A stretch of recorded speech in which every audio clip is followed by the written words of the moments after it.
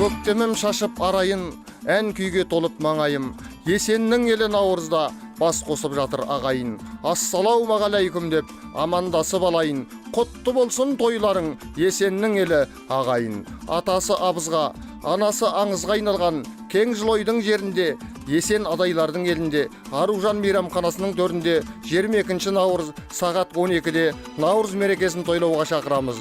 Көгінде қалқып сұңқары, жарысқан желмен тұлпары, Сейтімбет Өтебай, жігіттің болған сұлтаны, ақ тілек айтып келе бер, той жасап жатыр ұрпағы.